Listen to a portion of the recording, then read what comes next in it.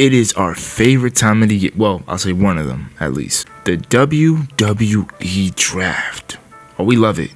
We love it. So with draft season on the way, I mean, it's really beginning tomorrow. I figured that today I would just compile a list of different selections, you know, maybe like a top 10, in which changes should be enacted for both Raw and SmackDown. And let's get into it. So the first one on my top 10, which I just go like in order, like 10, 9, I'll go 10, 9, 8, right?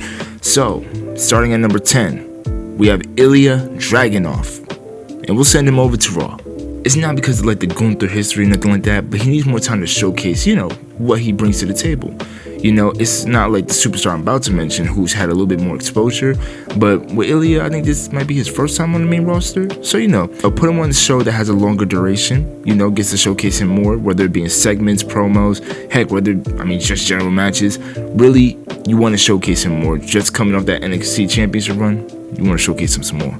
Carmelo Hayes, SmackDown. So Carmelo Hayes previously had a match on SmackDown, and that seemed to have went over well. And with the balance of heels and faces on Raw and SmackDown right now, I'm trying to keep things even, trying to keep it level. But you know, Raw has more heels, SmackDown has more faces, so you know, we want to mix it up a little bit. Damage Control. It's time for them to go to Raw. It's time. I know they had the whole Bayley feud and the aftermath of that because, you know, things are kind of slow right now with post-WrestleMania season.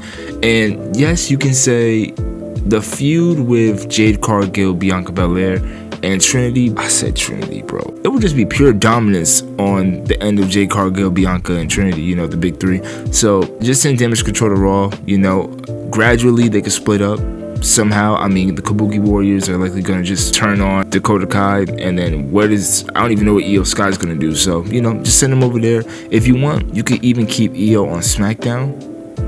I don't know. You just have to figure out, you know, something like that. Kaden and Katana. Definitely bring them to SmackDown. There's really nothing for them to do on Raw. Nothing at all. And then they can mix up a little bit more on SmackDown. Really actually try maybe having them on a heel run.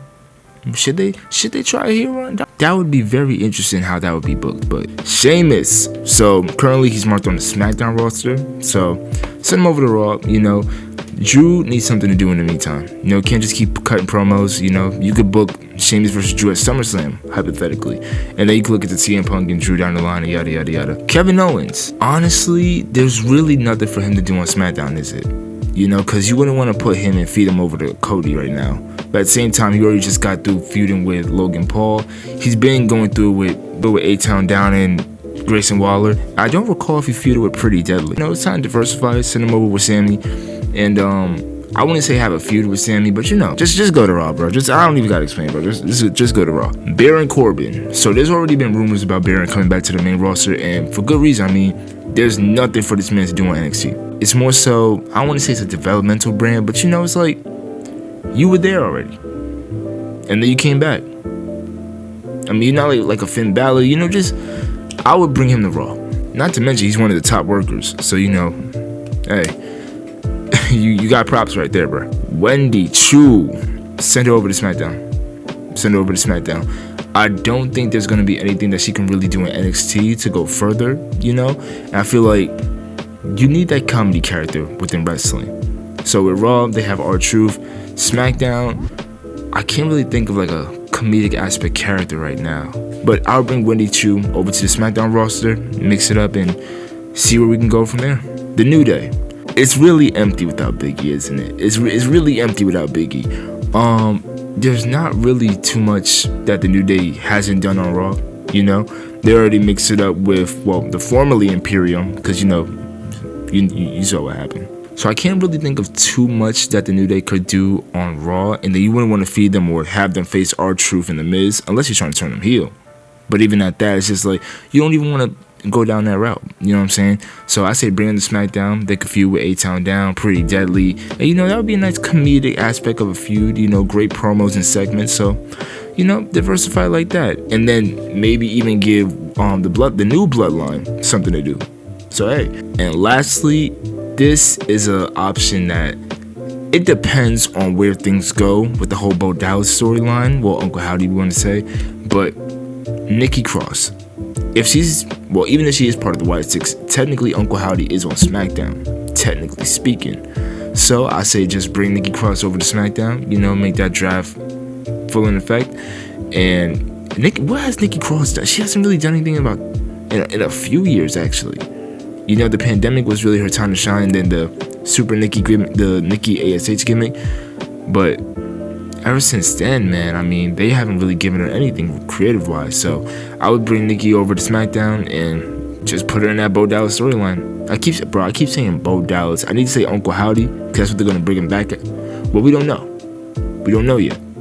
More than likely, but we don't know yet. So that'll be the video for today. I did want to cover the WWE releases, but I was more so waiting for some more, like, let's say, not anticipating it, but you know, additional fallout. So I didn't really want to jump on things and be like, oh, here's a whole new batch. You know, forbid that, because we don't like people losing employment. You know, we don't like that. But I mean, obviously, sincere wishes to them, and you can't handle gender.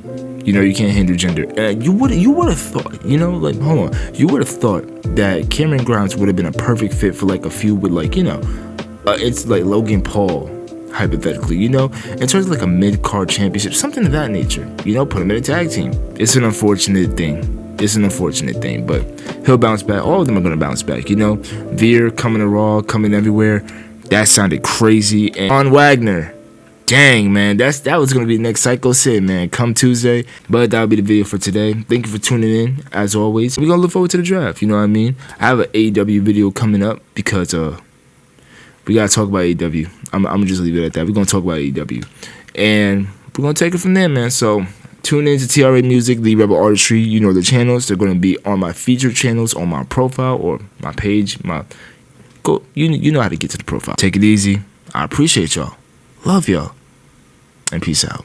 Baby girl awesome, it ain't capping the slightest. She say I just be like I'm Midas. When we walk in the room, we the brightest. Different topics, but I'm steady vibing. In the mud, but I better stay striving. With the family, I'll always be thriving. Creepy steps, but I cannot quit climbing. Know your circle.